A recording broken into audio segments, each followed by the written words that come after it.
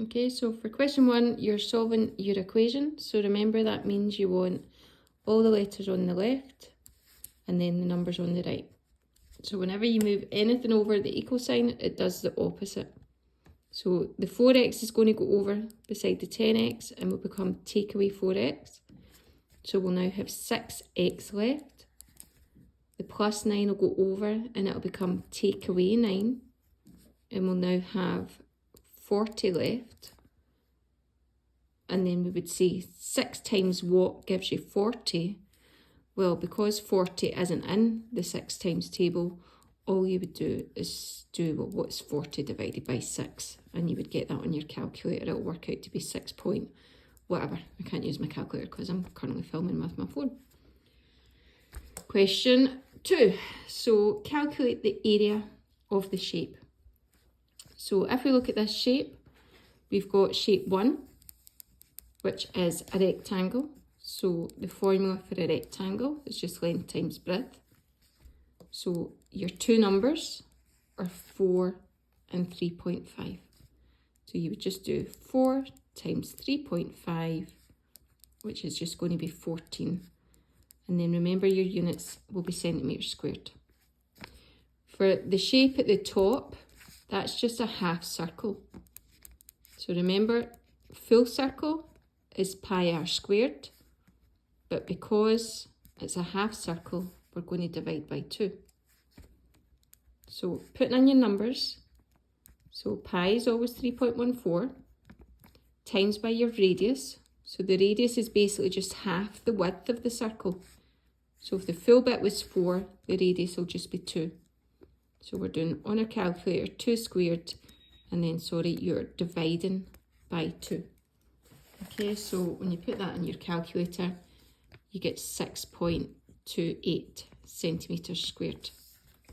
So your total area then, adding it together, will be 20.28. And again, we need those units. Okay. Right, question 3, that's just one of our wee pattern ones. So completing the table. So remember, you're looking at your difference every time. So I've gone from 8 to 15. So that's a difference of 7. So add on 7, would be 22. Add on 7 again would be 29. And then add on 7 again would be 36. Part B, that's your come up with a formula. So remember, your formula starts with this letter. So it'll be B equals, because it's going up in 7, you think about that as being like the 7 times table. So it'll be 7 times by the number of sections, so 7 times by S. And then you look at your first number. So normally the first number in your 7 times table is 7, but because our first number is 8, I would need to add on 1. Okay. Right, so part C, it says a fence has been made joining 176 iron bars. How many sections are in this fence? So we're going to take our formula. So our formula was B equals 7 times by the S, which is the sections, add on 1. If we know that we've got 176 bars, we're going to put that in instead of the B. So we're saying 7 times by what, add on 1, would give me 176. Now the easiest way to do that is just to take these things over and do the opposite. So what you would do on your calculator is do 176, take away 1, and then divide by 7. Okay, so that would be 175 divided by 7. And then you would just put that in your calculator. So that would work out to be 25. Okay, question 5. So loads of words here, so don't be put off. It says an earring in the shape of an isosceles triangle is made from silver wire. The dimensions of the earrings are shown on the diagram below. So we're told that the height is 5 and the width is 3. So calculate the length of the wire needed to make the pair of earrings. So we need to calculate this bit, which is just the hypotenuse. So if we bring that height inside the diagram, what it's going to do is it's going to make a right angle triangle. So the height is 5, and because we're halving it, instead of being 3, the bottom will be 1.5. So we'll just calculate this diagonal of the hypotenuse. So remember, x squared, it'll be an add, will be 5 squared plus 1.5 squared. So putting that in your calculator, that would give us 27.25. And then remember, take the square root of 27.25, which works out to be 5.22. Okay, and notice my change. I've got an x squared, still x squared, but the minute I do my square root, I switch to the x. Okay, so now make sure you're finishing the question, right? So that's the wire to make an earring. So if I worked out that that wee bit was 5.22, that bit was 5.22, I now no longer need this 5, right, because that was just inside. So we would have 5.22 plus the 5.22 plus the 3, right? So one earring,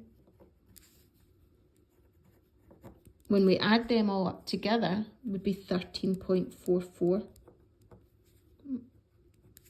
Now, it's a pair of earrings, so 2 earrings and a pair, we would need to double it. So it'd be 26.44, and then remember your units is just a length, so it's going to be centimetres. Okay, right, question 6, nearly there. So it says, Amazon making a frame to strengthen a stairway in a shopping centre. He needs to know the angle the stair makes with the floor, as shown in the diagram. The hypotenuse is 5.2 and the horizontal distance is 4.5. So calculate the angle x. So remember, the minute you're calculating an angle, it's a SOHCAHTOA, right, trig question. So across from your angle is always the opposite. Across from your right angle is always the hypotenuse. And then next to the angle is the adjacent. So we would do SOHCAHTOA. So we've got our adjacent, so we give the A a wee tick. We've got our hypotenuse, so we give the H a tick. So it's cos. So it's cos x equals A over H. So cos x, we don't know what the x is. The adjacent is 4.5 and the hypotenuse is 5.2. So when we do that, we get 0.865. Now remember, because we're looking for an angle, we do our shift cos on our calculator. So we do shift cos 0.865, and then that would work out to be 30 degrees. Okay. Right. Question 7 is our scatter graphs. So we were pretty good at these when we've done them before. So remember, here it's just a set of points. Okay. So if you've got 95 on the intelligence axis and 10 on the reading speed, you're just going to go along to 95 and up to 10, right? So that first one's been done. Your second one is 105.20. So there's along at 105 up to 20. We've got 115.25. Oh, now I dropped my phone. So that's 115.25. And then we'll just finish off, right? So 125, there it's there. And then up to 25. Then we've got 135.40. So there's 135. We're going to go up to 40. Then we've got 140.35, which is there. and then I've got 150, 50, so 150, 50 would be there, right? So just drawing the dots. So part B, it says draw the line of best fit. Okay, so you're going to be using a ruler. I can't use a ruler because I've only got one hand just now. But remember, you're looking for a straight line that's going to be as close to as many of your points as possible. So I would be roughly drawing it right through the middle of them. Okay. So it says use your line of best fit to predict the reading speed of a child with an IQ of 120. So we're just going up till we reach the line, and then we're going along. Okay, and it's this point here, so halfway between 20 and 30 is just going to be 25. Sorry, you're probably going to have motion sickness after this. Okay, and I'm going to leave question 7 because that's just a repeat of one of the other one. It's just a SOHCAHTOA one. Right, so last question, question 8. It says Joe bought 9 raffle tickets from a book containing 56 tickets. Lisa bought 12 raffle tickets from a book containing 60 tickets. Write Joe's chances of winning, that should say, as a decimal. So Joe has got 9 tickets out of 56. Okay, so remember probability is how many he's got over the total. So to change it into a decimal, we would just do 9 divided by 56. So that would work out to be 0.16. For part B for Lisa, she's 12 out of 60. So again, we would just do 12 divided by 60, and that works out to be 0.2. So part C says compare both decimals to decide who has a better chance of winning.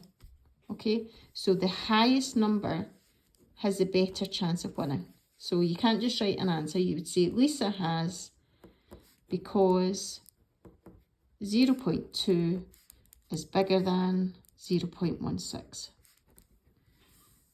Okay, I hope that helps.